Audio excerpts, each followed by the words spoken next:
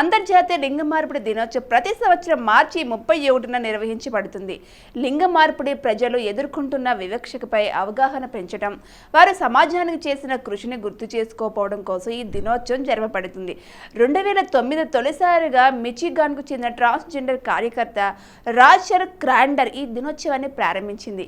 మొట్టమొదటి అంతర్జాతీయ లింగ మార్పిడి దినోత్సవం 2009 మార్చి 31న జరిగింది.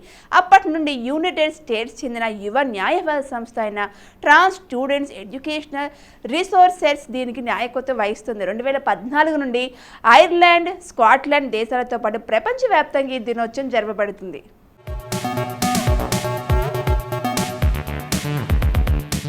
ఆనంది గోపాల్ జోషి లేదా ఆనందీబాయి జోషి పాశ్చాత్య వైద్యంలో పట్టా పొందిన మొట్టమొదటి భారతీయ మహిళా వైద్యురాలు. ఈ గుర్తింపు పొందిన మొదటి హిందూ మహిళ కూడా ఈమె. అమెరికాలో అడుగుపెట్టిన తొలి హిందూ మహిళ కూడా ఈమెనని భావించబడుతున్నది. ఈమె జన్మదినాన్ని పురస్కరించుకున్న 2018లో గూగుల్ తన డూడోల్ని పెట్టింది. ఆనందీబాయి పూణే అంటే మహారాష్ట్రలోని సనాతన సంపన్న బ్రాహ్మణ కుటుంబంలో 1865 మార్చి 31న జన్మించారు. గోపాలరావు తన భార్య వైద్య శాస్త్రాన్ని అభ్యసించడానికి ప్రోత్సహించారు. ఆనందీబాయి భర్త ఆమెకు అమెరికాలో విశ్వవిద్యాలయం ప్రవేశం కొరకు ప్రయత్నాలు సాగించాడు.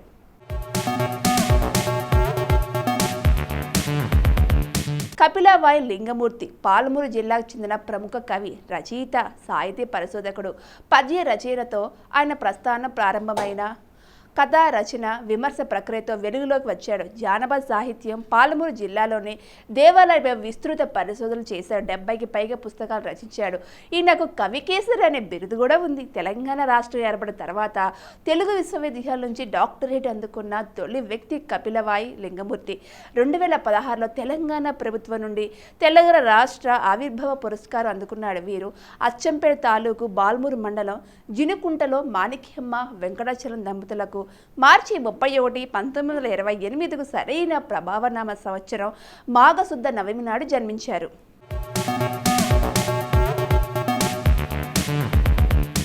రాంకి ప్రముఖ భారతీయ చలనచిత్ర నటుడు.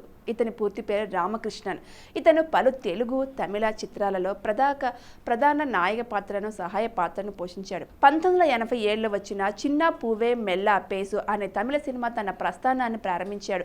1987 నుంచి 2004 దాకా ఎక్కువగా ప్రధాన పాత్రలో నటిస్తూ వచ్చాడు. సింధూరు పువ్వే 1988, మారుతూ పండి 1990, ఇనైందన్ నైగల్ 1990, ఆత్మ 1993, కరుప్ప రోజా 1996, RX 100 వంటి విజయవంతమైన చిత్రాల్లో నటించారు. ఇతడు నటి నిరోష వివాహం చేసుకున్నారు. రామకృష్ణ 1962 మార్చి 31న సత్తూరు, తమిళనాడులో జన్మించారు.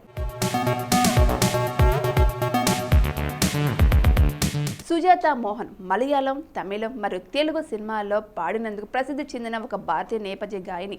ఈమె కన్నడ, బడగా, హిందీ మరియు మరాఠీ మరియు మరిన్ని భాషల సినిమాలకు కూడా పాడింది. 2021 నాటికి ఈమె 10,000 కంటే ఎక్కువ పాటలు రికార్డు చేసింది. సుజాత మోహన్ మార్చి 31, 1963న కొచ్చి, కేరళలో జన్మించారు. ప్రపంచవ్యాప్తంగా తన స్టేజ్ షోలలో కేజే యేసుదాస్తో కలిసి పాడే పాఠశాల విద్యార్థిని బేబీ సుజాతగా సుజాత 70లో ప్రసిద్ధి చెందింది.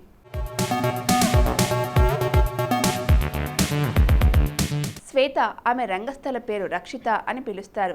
ఒక భారతీయ టెలివిజన్ వ్యక్తిత్వం, చలనచిత్ర నిర్మాత మరియు మాజీ నటి. కొన్ని తెలుగు మరియు తమిళ చిత్రాలతో పాటు కన్నడ చిత్రాల్లో ఆమె చేసిన పనికి ప్రసిద్ధి చెందింది. రక్షిత తన కెరీర్ని పునీత్ రాజ్ మార్క్తో కన్నడ చిత్రం అప్పుడో ప్రారంభమైంది.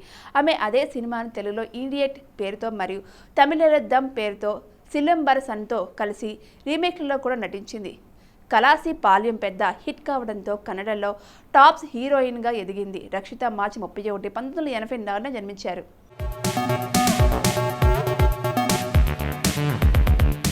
వంశీకృష్ణ ప్రధానంగా తెలుగు మరియు తమిళ చిత్రాల్లో పనిచేసే భారతీయ నటుడు.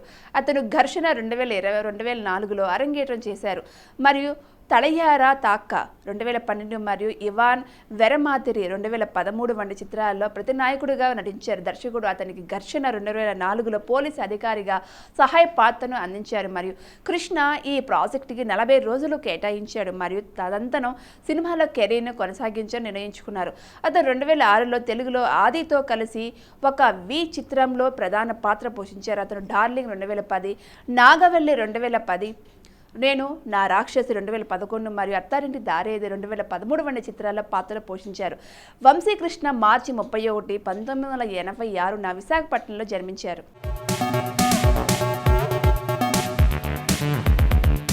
కోనేరు హంపి భారతదేశపు చదరంగ క్రీడాకారిణి.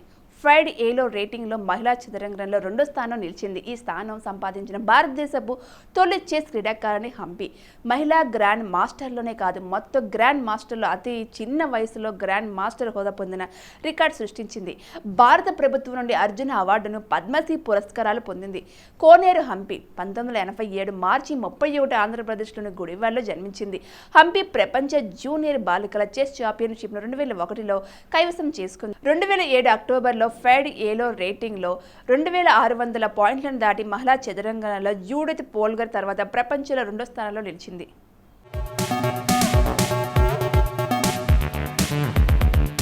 నేహా కపూర్ ఒక భారతీయ మోడల్ మరియు అందాల పోటీ టైటిల్ హోల్డర్. ఆమె ఫెమినా మిస్ ఇండియా 2006 గెలుచుకుంది మరియు మిస్ యూనివర్స్ 2006 పోటీల్లో భారతదేశానికి ప్రాతినిధ్యం వహించింది. ఆమె కునాల్ నయ్యర్ను వివాహం చేసుకుంది. కపూర్ న్యూఢిల్లీలో పంజాబీ హిందూ కుటుంబంలో మార్చి 31, 1983 జన్మించారు. ఫెమినా మిస్ ఇండియా యూనివర్స్ 2006 కిరీటాన్ని గెలుచుకోవడంతో పాటు కపూర్ ఫెమినా మిస్ ప్రెస్ మరియు పేస్ మరియు ఫెమినా మిస్ ఫోటోజెనిక్ అవార్డులను కూడా పోటీలో గెలుచుకుంది.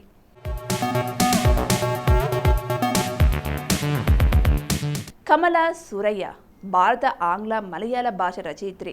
ఆమె చిన్న కథలు, స్వీయ చరిత్రలు రచించింది. మహిళల సమస్యలు, పిల్లల సంరక్షణ, ఇతరులతో సహా వివిధ అంశాలపై కాలమ్స్ వ్రాసేది. ఆమె లైంగిక వివక్షకు సంబంధించి నిష్పాతపాతంగా తన రచనలను ప్రచురించి తనకంటూ ఒక గుర్తింపు తెచ్చుకుంది. ఆమె మహిళలపై తను చేసిన కృషికి ఫిబ్రవరి 1, 2018న గూగుల్ తన బొమ్మతో డూడుల్ని ప్రచురించింది. కమల 1934 మార్చి 31న పున్నా యుర్కలం, త్రిస్సుల్, కొచ్చిన్లలో జన్మించారు.